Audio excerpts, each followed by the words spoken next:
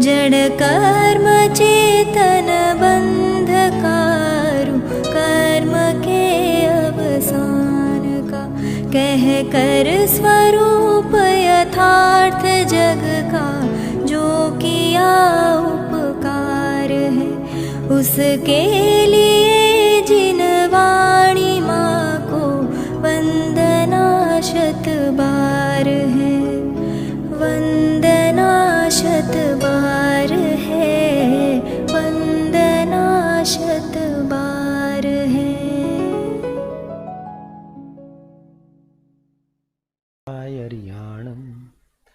नमो वज्रायणं नमो लोये सर्वसाणम्।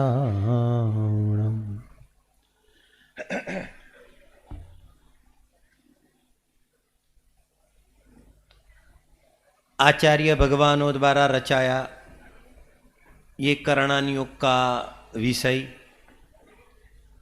उसके अंदर गोमटसार, जीवकांड वगैरह में जीव की 20 प्ररूपणा का वर्णन आया हुआ है और उस 20 प्ररूपणा के अंतर्गत हम मार्गणा स्थान पर चर्चा देख रहे हैं।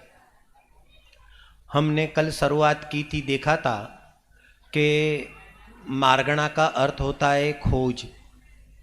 जगत के अंदर जीव को कहाँ पर ढूंढे, कहाँ खोजे, तो यह जो जीव है वो कोई ना कोई गति में मिलेगा, कोई ना कोई इंद्रियों में मिलेगा, कोई ना कोई काय में मिलेगा, कोई ना कोई वेद में, कसाई में, लेस्या में, सम्यक्त्व में इत्यादि 14 प्रकार की मार्गणाओं का स्वरूप जिनागम के अंदर बताया है।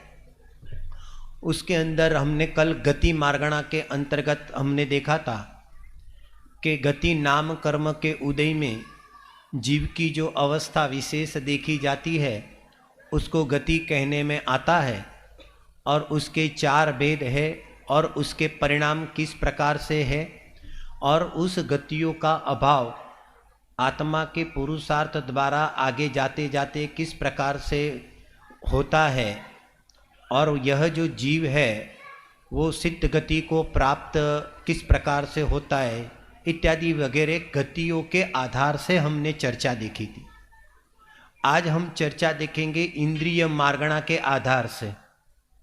गति के बाद इंद्रिय मार्गणा आती है। हालांकि ये तो कोई इसमें क्रम नहीं है।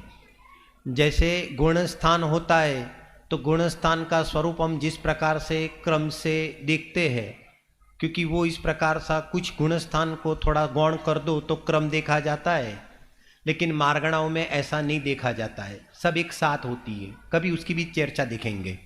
अब यहाँ पर देखना इंद्रिय मार्गणा। इंद्रिय मार्गणा के अंदर आचार्य देव ने गोमटसार जीव कांड के अंदर अलग अलग प्रकार से 2 टॉपिक बताए हैं और वो जो अलग अलग प्रकार से जो 2 टॉपिक बताए हैं उसके अंदर सबसे पहले इंद्रिय का क्या स्वरूप है, तो क्योंकि इंद्रिय का स्वरूप के रूप में एक टॉपिक की चर्चा की है और दूसरे टॉपिक के अंदर 1 इंद्री 2 इंद्री आदि जो जीव की बात आती है तो क्योंकि उनके माध्यम से उसकी चर्चा की है। जरा अभी समझना, पहले हम यहाँ पर, हालांकि ये कक्षा के रूप में, शिविर के रूप में ये क्लास चलती है ना, उसको मैं मुख्य लेकर चलूँगा, क्योंकि एक पद्धति होती है, क्लास की भी पद्धति होती है कि आगम शैली है तो आगम शैली की स्थापना मुझे करनी रहेगी और आगम में जिस ढंग से बताया है उस ढंग से पहले उसकी स्थापना होगी। लेकिन साथ में एक माहौल भी है तो उसके अंदर हम अध्यात्म को भी मिलाकर और वैराग्य को भी मिलाकर हम उसकी चर्चा करेंगे, उसको हम नहीं छोड़ेंगे, बराबर है। तो इस प्रकार का मिश्रण रूप शैली का प्रयोग करके हम उसकी चर्चा देखेंगे। उसमें सबसे पहले हम ये देखेंगे कि ये इंद्रिय क्या है। तो उसके अंदर सबसे पहले आचार्य देव ने इंद्रियों के 2 भेद बताए, एक तो द्रव्य इंद्रिय और दूसरी है भावेंद्रिय। उसके अंदर ये द्रव्य इंद्रिय क्या है और ये भावेंद्रिय क्या है, तो जैसे कि ये सब नाम आपको समय सार में भी सुनने मिला होगा। आप सब स्वाध्यायी हो, वो मुझे पूरा पता ही है मुझे, लेकिन समय सार ग्रंथादिराज में उसकी चर्चा कहां पर आई हुई है? बहुत बढ़िया, 31 नंबर की गाथा में उसकी चर्चा आई हुई है। बराबर है कहने का मतलब। अब जरा समझना, एक अभी जब मेरे मगज में अभी ख्याल आया पंडित साहब के कुंद आचार्य देव ने सठखंडागम पर 3 खंड ऊपर उन्होंने भी एक टीका की है। समर्थ आचार्य देव, भरत क्षेत्र के समर्थ अध्यात्म की रचना करने वाले समर्थ आचार्य देव कुंद भगवान, उन्होंने सठखंडागम पर 3 खंड पर उन्होंने भी एक टीका की है। उसके अंदर स्वयं कुंद भगवान बताते गए कि ये आत्मा इतनी इंद्रिय वाला जीव है और ये इसका स्वामी है, ये भावेंद्रीय रूप से परिणमित करता है इत्यादि वगैरह वगैरह। और दूसरी बाजू ये ही कुंद भगवान जब समय सार की रचना करते हैं तो क्योंकि तू ये द्रव्य इंद्रिय भाव इंद्रिय और भाव इंद्रिय से जुदा है। देखो इसको कहते हैं जैन दर्शन का स्यादवाद। क्या गजब का स्वरूप है। एक बाजू स्थापना भी करते हैं और दूसरी बाजू उत्स्थापन भी करते हैं। तो क्या हमको समझना क्या है कि हमको दोनों समझना होता है भाई। जरा समझना एक एक चीज का। जब ये इंद्रियों का संयोग का ज्ञान कराना होता है तब उसको यहाँ पर उसकी स्थापना होगी। जरा एक एक बात समझना कहने का मतलब। और ये जो आत्मा, पहले उसका स्वरूप बताएंगे हम, फिर इसकी चर्चा करेंगे कि ये जो आत्मा है वो चेतन रूप है, ज्ञान परिणाम वाला है। तो कहते हैं कि उसको इस प्रकार से बताने के लिए भी उसकी स्थापना होगी। लेकिन ज्ञान परिणाम वाले में ये ज्ञान को किस प्रकार से देखे और ये इस प्रकार से न देखे तो इस प्रकार से भेद विज्ञान भी कराएंगे। ये सारी बात यहाँ आज चलने वाली है। जरा समझना, पहले उसका स्वरूप हम समझेंगे कि ये जो द्रव्य इंद्रिया है, तो ये द्रव्य इंद्रिया क्या है। तो स्वयं वहां पर समय सार की 31 नंबर की गाथा की टीका में बताए कि ये शरीर परिणाम को प्राप्त है। तो शरीर परिणाम को प्राप्त है मतलब इन शरीर के कोई विशिष्ट मतलब के अवयव रूप ये द्रव्य इंद्रिया देखी जाती है। आंख, कान, नाक इत्यादि वगैरह, जिह्वा इंद्री। तो ये सबको कहते हम सादी भाषा में वो पुद्गल परिणाम को प्राप्त है। बराबर, पुद्गल स्कंद को लेके लिए हुए है, प्योर पुद्गल जड़। तो ये तो हो गई हमारी ये द्रव्य इंद्रिया। और एक शब्द का प्रयोग आया भाव इंद्रिय। तो ये भावेंद्रिय क्या है? तो ये भावेंद्रिय क्या है?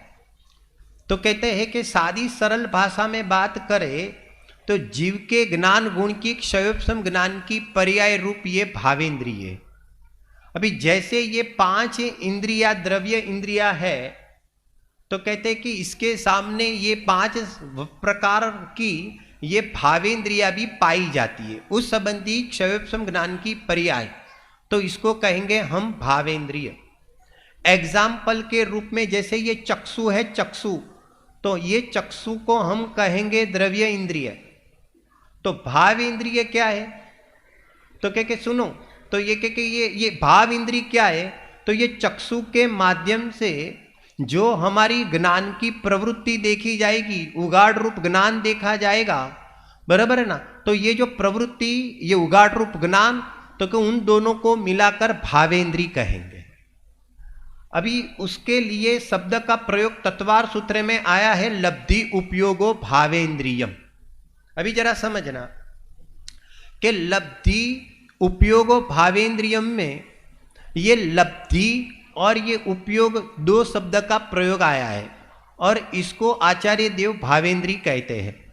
पहले तो ये द्रव्येंद्रिय क्लियर है सबको कि ये शरीर परिणाम को प्राप्त, ये जो हमारा पौद्गलिक स्कंद जो देखा जाता है ये सब, तो ये सब तो हो गई है ये द्रव्य इंद्रिया। और यहाँ पर भावेंद्रिय को क्या कहते हैं कि ये जो मति ज्ञानावरण कर्म का जो क्षयोपम देखा जाता है, तो वो जो मति ज्ञानावरण कर्म के क्षयोपम के निमित्त से जो उगाड़ ज्ञान की शक्ति जो देखी जाती है, पदार्थ को जानने की उसके पास जो शक्ति देखी जाती है उगाड़ ज्ञान, तो कहते कि उसको तो कहते हैं लब्धि।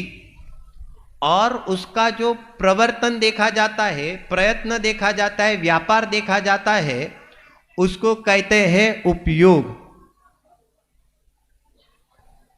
फिर से जरा उपयोग सूक्ष्म करना, बराबर। अब जरा फिर से समझना, हमारा मति ज्ञानावरण कर्म के क्षयोपशम के निमित्त से जो पदार्थ को जानने संबंधी जो शक्ति होती है उसको लब्धि कहने में आता है, और उस शक्ति अनुसार पदार्थ को जानने रूप जो प्रवर्तन देखा जाता है, व्यापार देखा जाता है, उसको उपयोग कहने में आता है।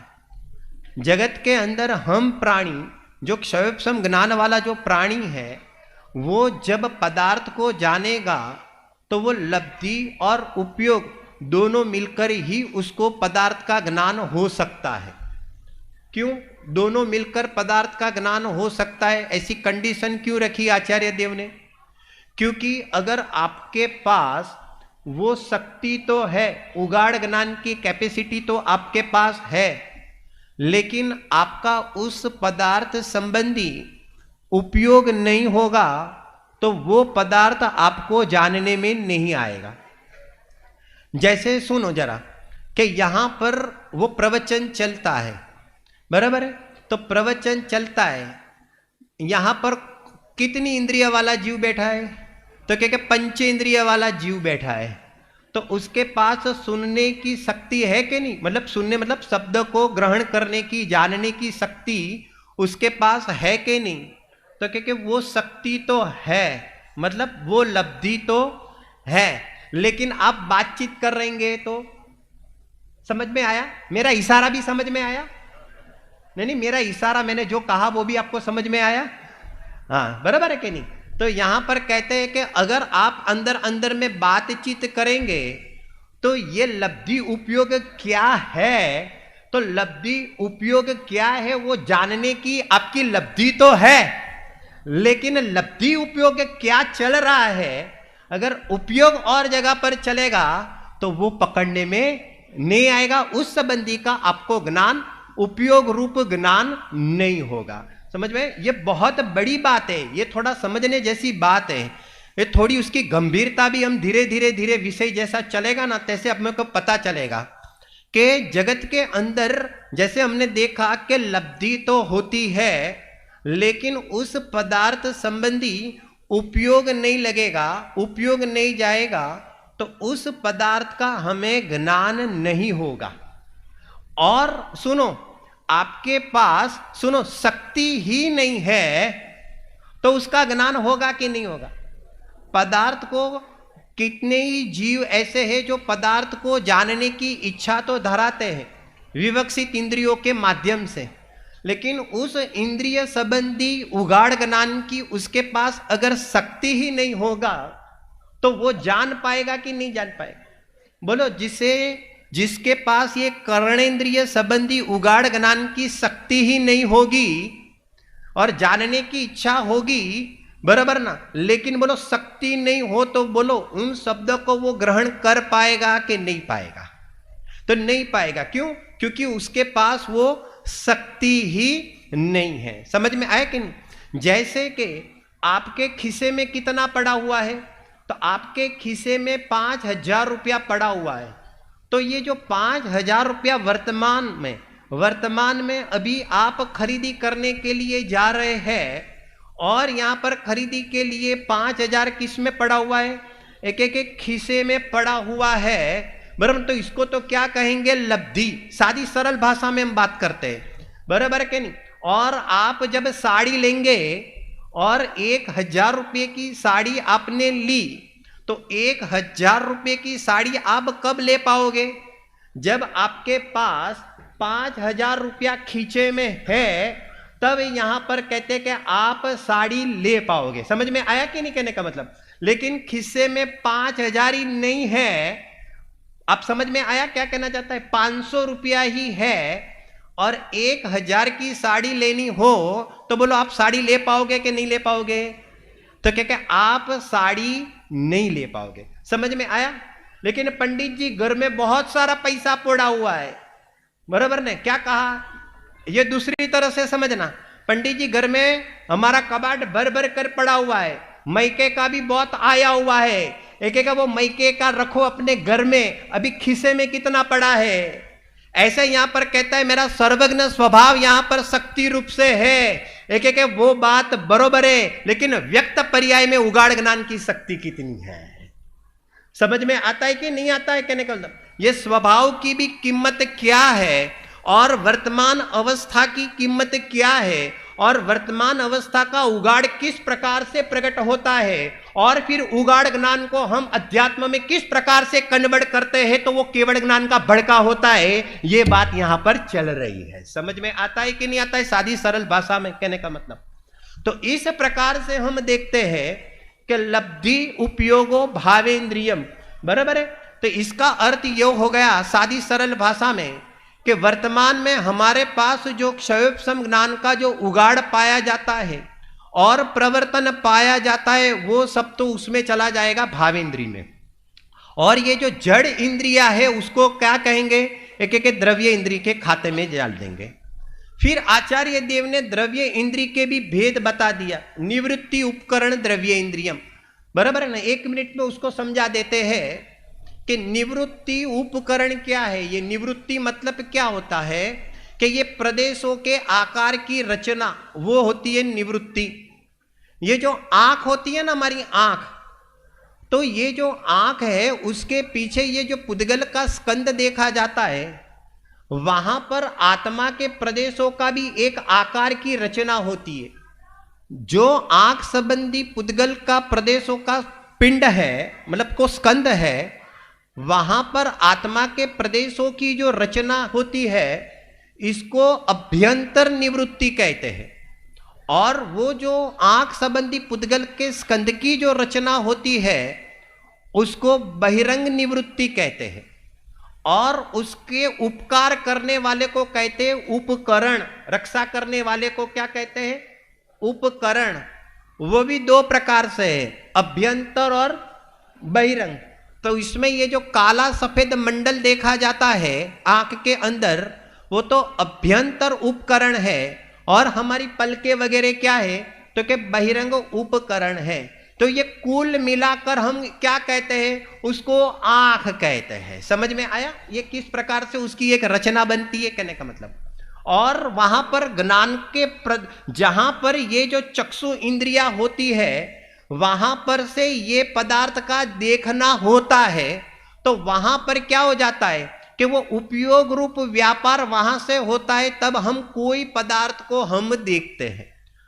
उस संबंधी का क्षयोपशम तो पूरे आत्मा के प्रदेश में देखा जाता है, लेकिन जानने का देखने का अभी चक्षु इंद्री की बात चल रही है ना, तो देखने का कार्य वहां से ही होगा, चखने का कार्य कहां से होगा तो कि जिह्वा इंद्री से ही होगा, सुनने का कार्य कहां से होगा तो क्या कर्ण इंद्रिय से ही होगा। पॉइंट समझ में आया कहने का मतलब अपने अपने इंद्रियों का अपना अपना एक एक विषय है।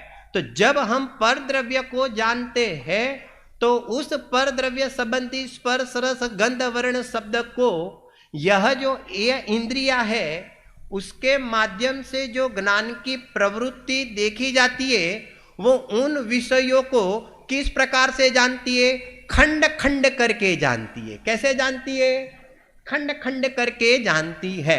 इस प्रकार की ये जो इंद्रियों की जो व्यवस्था ये छद्मस दशा में क्षयोपशम दशा में पर द्रव्य को जानने के टाइम पर इस प्रकार की प्रवृत्ति देखी जाती है, बराबर। इसको थोड़ा यहां पर डिपॉजिट रखना, बाद में काम में आएगा, इसको डिपॉजिट रखना। अभी यहां पर दूसरा देखो, एक दूसरी चर्चा आएगी द्रव्य मन और भाव मन की। ठीक है, ये द्रव्य मन आप लोगों ने देखा आप लोगों ने देखा, हमने भी नहीं देखा। तो ये कौन दिखाता है, ये मार्गणा दिखाती है। ये सर्वज्ञ भगवान के ज्ञान में आया है। ऑपरेशन हार्ट का ऑपरेशन करोगे तो दिखाई नहीं देगा ये, बराबर है। अभी सुनो, ये जो द्रव्य मन है ना वो हम सब जानते हैं कि हृदय स्थान के अंदर एक द्रव्य मन यहां पर पौद्गलिक स्कंद, बराबर है कि नहीं, मनोवर्गणा के निमित्त से यहां पर उसकी रचना होती है, बहुत सूक्ष्म होता है। अब उसका रोल क्या है, अब जरा समझना। ये जो हमारा जो ज्ञान की पर्याय है तो ये 5 द्रव्य इंद्री के माध्यम से जब पदार्थ को जानेगी तो वो रूपी पदार्थ को ही विषय करेगी। किसको विषय करेगी? रूपी पदार्थ को ही विषय करेंगी। लेकिन ये जो हमारी ज्ञान की पर्याय है वो मन के निमित्त से जब पदार्थ को जानेगी तो वो किसको विषय बना सकती है?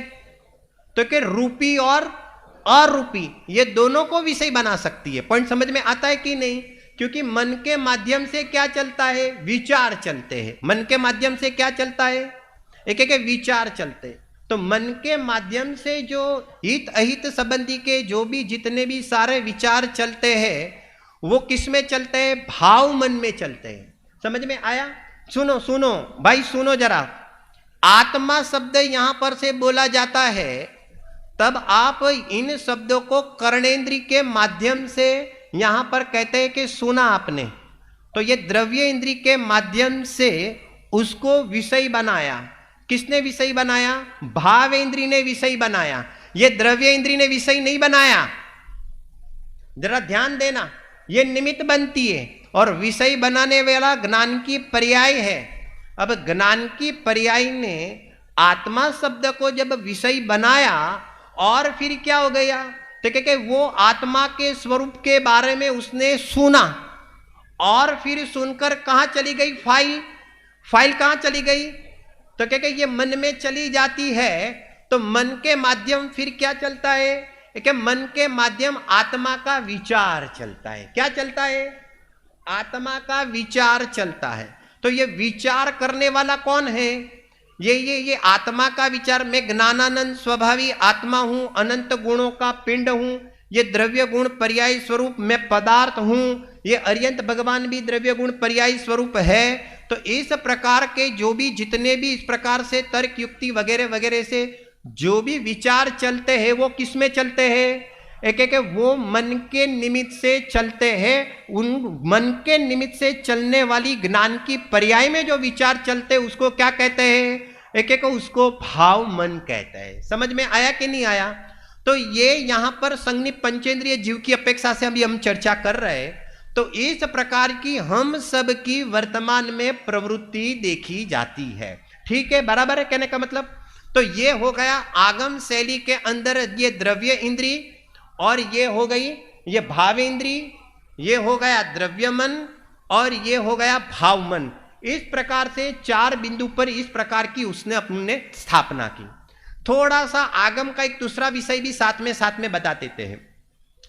अब इंद्रिय और मन की जो रचना होती है ना, वो एक सुनिश्चित ढंग से होती है। जरा समझना, थोड़ा सा उपयोग सूक्ष्म करना। ये बोलो पहले द्रव्य इंद्रिया प्राप्त होती है कि भाव इंद्रिया प्राप्त होती है? पंडित साहब, पहले द्रव्य मन प्राप्त होगा कि भाव मन प्राप्त होगा? यह दूसरा प्रश्न। क्या साइंस, जैन दर्शन क्या बता रहा है, क्या व्यवस्था है, सर्वज्ञ भगवान क्या बताते हैं? जरा समझना।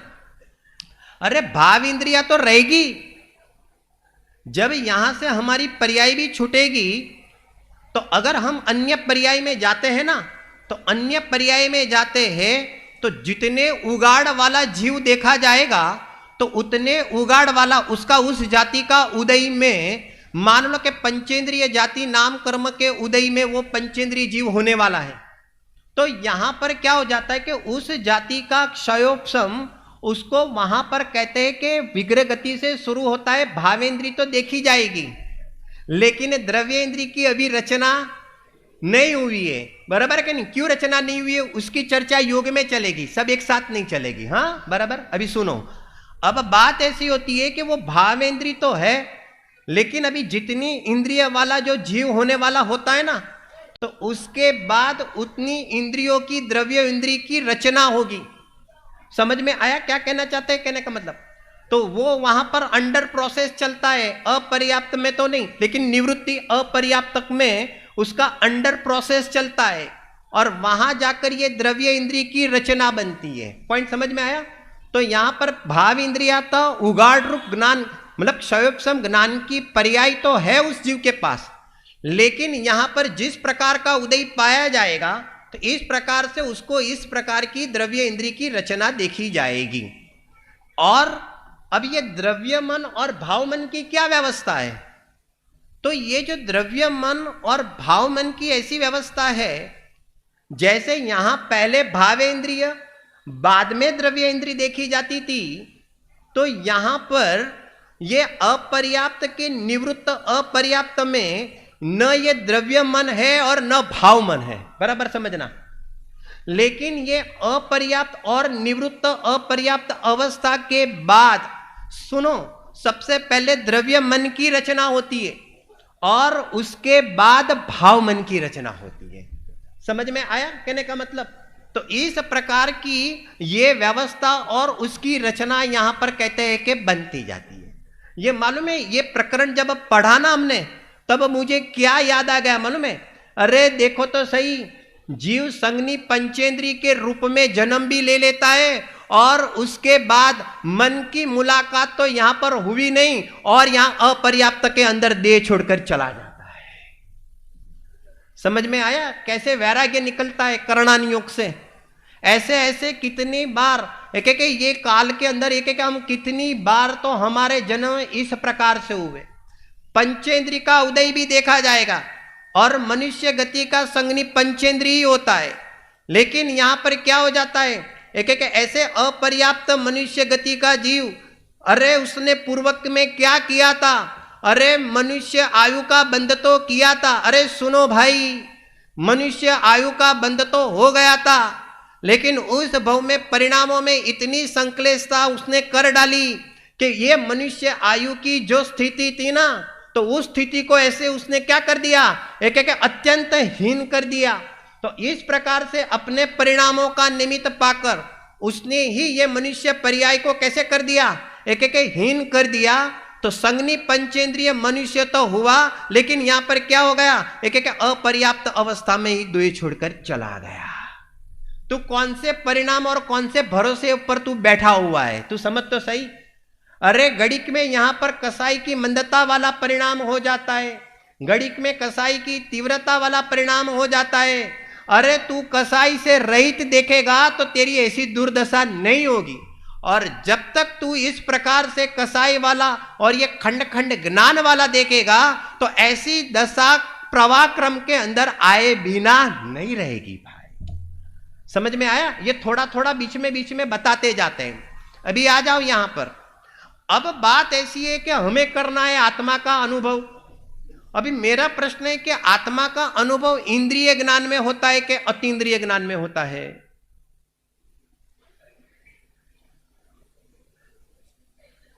आत्मा का अनुभव इंद्रिय ज्ञान में होता है कि आत्मा का अनुभव अतीन्द्रिय ज्ञान में होता है? 31 नंबर की गाथा क्या बताती है? समयसार ग्रंथाधिराज 31 नंबर की गाथा क्या कहती है? अरे समयसार गाथा तो ये बताती है कि तू इंद्रिय वाला नहीं है। अरे समझो भाई, ये जो द्रव्य इंद्रिया है उससे भी तू कैसा है? अरे कैसा है? अरे कैसा है कि तू न्यारा है, उससे भिन्न है। अच्छा ठीक है, चलो द्रव्य इंद्रिय से तो मैं भिन्न हूं। क्यों? क्योंकि ये तो प्योर पौद्गली के प्योर जड़ है, बराबर है, ठीक है। लेकिन ये भावेंद्रिय, ये मना कौन कर रहा है? भावेंद्रिय वाला ज्ञान मना कर रहा है कि अतीन्द्रिय वाला ज्ञान मना कर रहा है? समझ में आता है क्या कहना चाहते हैं? कहने का मतलब, अरे वर्तमान में सुनो, हम जो स्वरूप समझ रहे हैं ना, तो वो जो भी स्वरूप हम समझ के निर्णय की भूमिका में आए हुए हैं, वो सब भाव मन में चलता है। और ये भाव मन में ये निर्णय हो रहा है कि ये जो खंड खंड ज्ञान है, ये जो भावेंद्रिया है, वो भी हकीकत में मेरा स्वभाव नहीं है। ये नक्की कौन कर रहा है? ये निर्णय कौन कर रहा है? अभी सुनो, अभी प्रकरण चल रहा है मेरा इंद्रिय मार्गणा, इसलिए मैं इस प्रकार से बात कर रहा हूं। अभी सुनो, हकीकत में निर्णय कौन कर रहा है? अरे निर्णय ज्ञान कर रहा है। समझ में आया क्या? तो पंडित जी एक ही बात है? नहीं, एक ही बात मत पकड़ो भाई, नहीं तो वापिस घुस जाओगे उसमें। सुनो, निर्णय कौन कर रहा है? हालांकि सैद्धांतिक रूप से यह भाव मन में निर्णय हो रहा है, विकल्पात्मक निर्णय की बात चल रही है, बराबर है, समझ में। लेकिन सुनो, अरे वर्तमान में भले इस जीव की ये पोजीशन है कि उसकी जो ज्ञान की प्रवृत्ति देखी जाती है वो भले इंद्रियों के माध्यम से देखी जाती है, और वो इंद्रियों के माध्यम से जो प्रवृत्ति देखी जाती है इसको क्या कहेंगे? इंद्रिय ज्ञान कहेंगे। चलो यहां पर भी ठीक है। अब यहां पर वर्तमान में प्रश्न है कि अतीन्द्रिय ज्ञान के माध्यम से ये भगवान आत्मा का अनुभव होता है, तो वर्तमान में हमारे पास तो अतीन्द्रिय ज्ञान है नहीं, तो फिर आत्मा का अनुभव कैसे करें? समझ में आया कि नहीं आया? अरे समझ में आया? प्रश्न समझ में आया कि नहीं आया? कि वर्तमान में हमारे पास कौन सा ज्ञान है? अरे बोलो, थोड़ा थोड़ा बोलो, क्लास है, मैं बुला सकता हूं। बराबर है कि नहीं? वर्तमान में कौन सा ज्ञान है? वर्तमान में हमारे पास कौन सा ज्ञान है?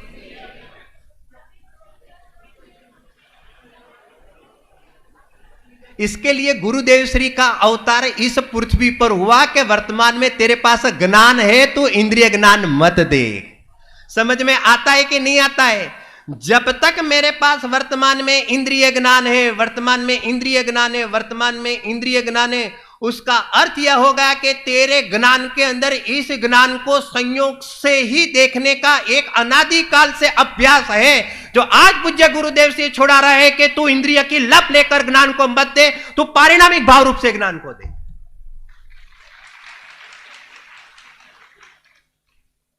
लेकिन अनुभव कहां हुआ है? अरे अनुभव तो पारिणामिक देखेगा तो होगा ना। लेकिन भाई साहब, आप तो क्षयोपम ज्ञान की बात कर रहे हो और आप पारिणामिक भाव की बात कर रहे।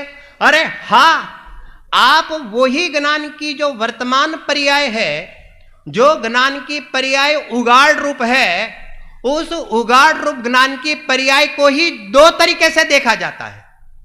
अगर कर्मों की उपाधि से देखोगे तो ये क्षयोपम ज्ञान ही देखने में आएगा।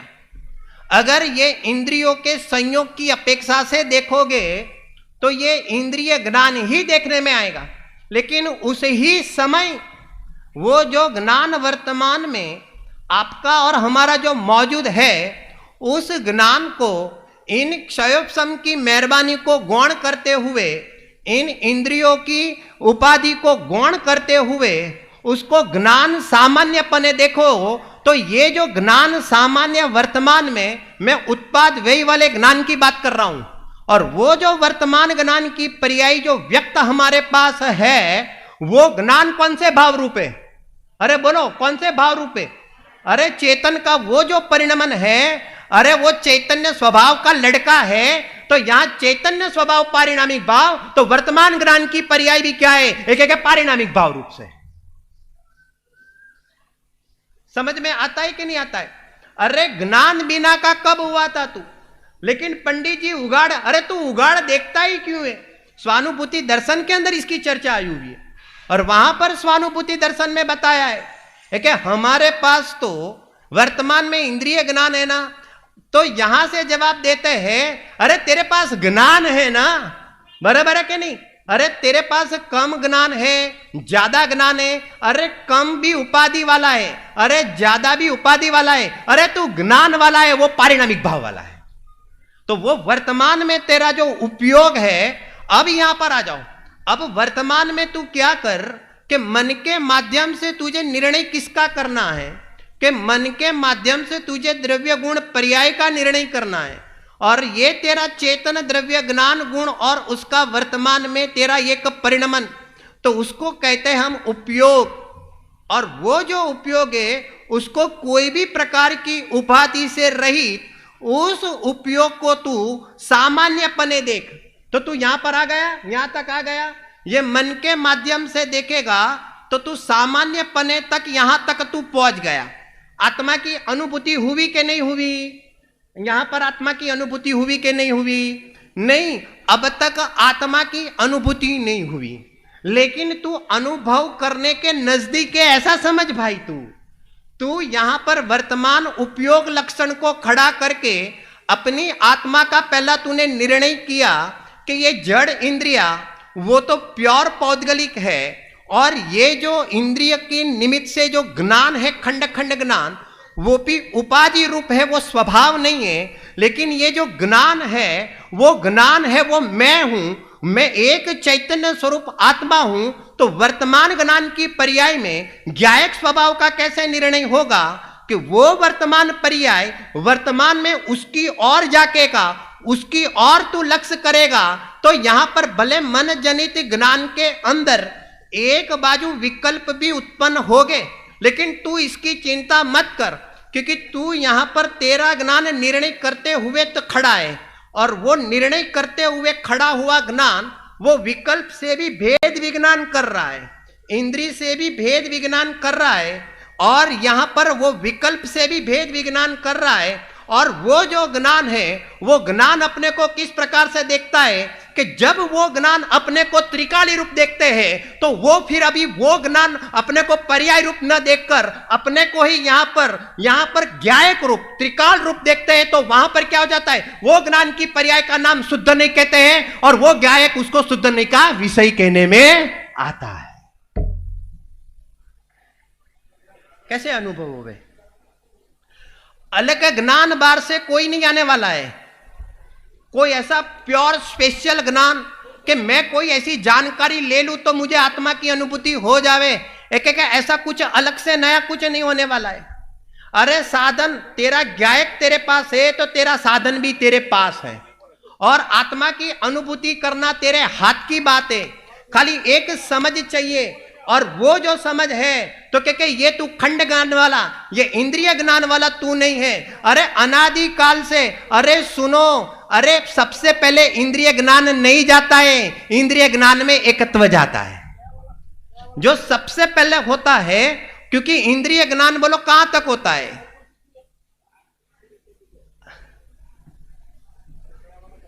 ये चलो मैं थोड़ा शब्द फर्क कर देता हूं, थोड़ा अलग कर देता हूं, बराबर ना? कहने का मतलब ये मन के निमित्त से, ये जो हमारा मति श्रुत ज्ञान प्रवृत्ति करता है ना इंद्रिय और मन के निमित्त से, तो यहां पर वो मति श्रुत ज्ञान को आगम में परोक्ष ज्ञान कहा है।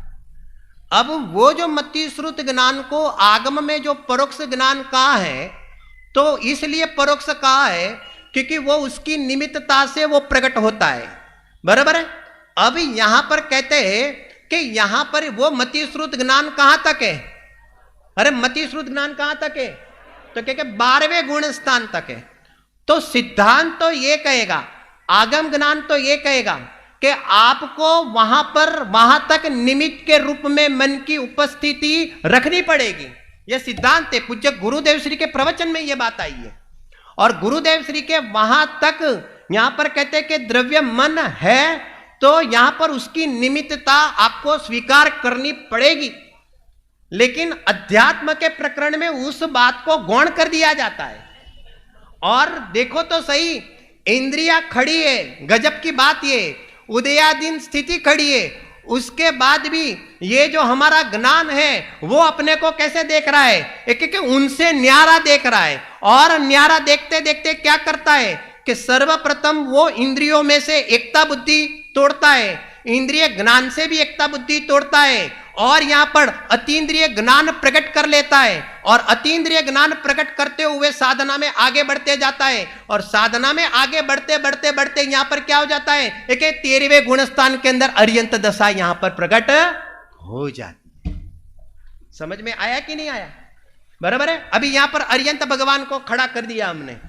अब सुनो, अभी अर्यंत भगवान के पास क्या है?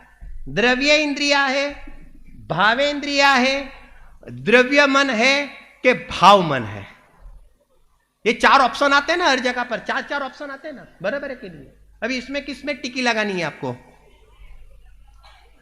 दोनों शैली चलती है, आगम और अध्यात्म दोनों शैली से प्रकरण चलाते हैं हम, बराबर है ना? निर्णय कैसे करेंगे? हमने कल ही स्थापना की कि हम अर्यंत भगवान की स्थापना करेंगे। तो यहां हर मार्गणा में अर्यंत भगवान की स्थापना होगी, तो ये इंद्रिय मार्गणा में आकर वो हरियंत भगवान का निर्णय कैसे करेंगे? बात तो ये चल रही है ना, बराबर है कि नहीं? सुनो, बोलो द्रव्य इंद्रिया है कि नहीं है? चलो टिक करो, द्रव्य इंद्रिय, बराबर है। चलो भावेंद्रिया है कि नहीं है? भावेंद्रिया है कि नहीं है? नहीं है, पीछे से मना कर रहे हैं कि नहीं है। चलो द्रव्य मन है कि नहीं है? द्रव्य मन है। और ये भाव मन है कि नहीं है? एक एक भाव मन एक एक नहीं है। क्यों? क्योंकि अब वो क्षयोपशम ज्ञान वाले नहीं है। वो कौन से ज्ञान वाले हैं? अरे कौन से ज्ञान वाले हैं? एक एक केवल ज्ञान वाले हैं, क्षायिक ज्ञान वाले हैं। तो उसके अंदर इंद्रियों की पराधीनता नहीं होती है और ये क्षयोपशम ज्ञान वहां पर मौजूद नहीं देखा जाता है। इस प्रकार से अर्यंत भगवान को यहां पर क्षायिक ज्ञान प्रकट हो गया है। भले 12वें संयोग में ये जड़ इंद्रिया भले वहां पर उपस्थित हो, लेकिन यहां पर कहते हैं कि वो जड़ इंद्रियों से एकता बुद्धि उन्होंने कहां पर छोड़ी थी? एक एक चौथे गुण स्थान में छोड़ी। भाव इंद्रिय से एकता बुद्धि कहां पर छोड़ी? एक एक चौथे गुण स्थान में छोड़ी। भाव मन से एकता बुद्धि कहां पर छोड़ी? एक एक चौथे गुण स्थान से छोड़ दी। समझ में आया कहने का मतलब? और यहां पर कहते हैं कि भले क्षयोपशम दशा के अंदर ये भले भाव इंद्रिय भाव मन की प्रवृत्ति हो, सुनो सुनो, लेकिन उस समय भी सुनो सुनो, जब उपयोग बाहर था, अभी दूसरी बात, जब उपयोग बाहर था उस समय भले यहां पर भावेंद्रीय रूप से वो ज्ञान परिणमित करता था, या तो भाव मन से यहां पर वो ज्ञान साधक दशा में परिणमन करता था, लेकिन उस समय भी उनको बोलो अतीन्द्रिय ज्ञान था कि नहीं था? पॉइंट समझ में आया क्या कहना चाहते हैं? अभी सुनो, थोड़ा सा बारीक ऑपरेशन है। अतीन्द्रिय ज्ञान का ज्ञान वर्त रहा था, ऐसा शब्द का प्रयोग आया है। और वो जो अतीन्द्रिय ज्ञान वहां पर किसको कहते?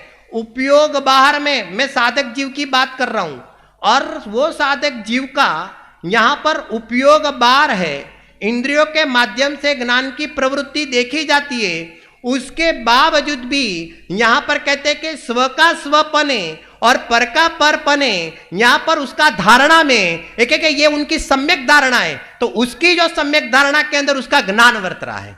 अभी सुनो, उसकी जो सम्यक धारणा में उसका जो ज्ञान वर्त रहा है, तो उसके माध्यम से वो इंद्रिय ज्ञान की भले प्रवृत्ति देखी जावे, लेकिन इंद्रिय ज्ञान में एकत्व बुद्धि नहीं होती है।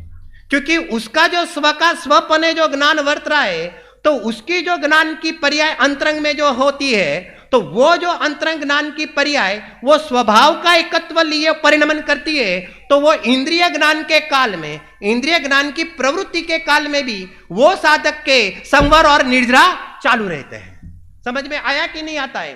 तुझे एकांत बंद होता है।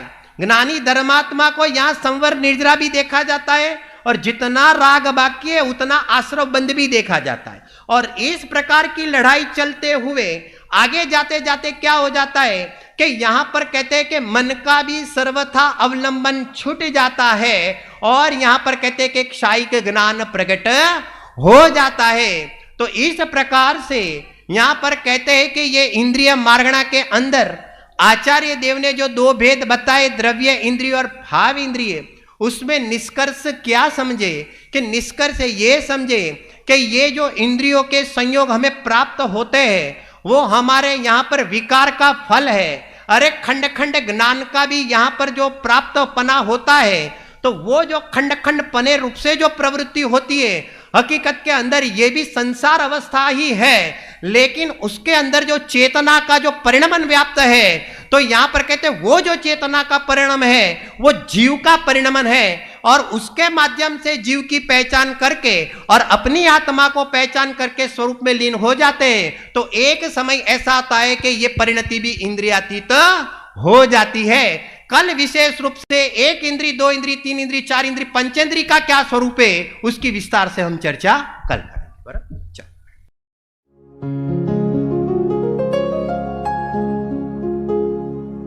निज निधि निज में बताए, यह अनंत उपकार है उसके लिए जिन वाणी माँ को वंदना शत बार है, वंदना शत बार है, वंदना शत बार है।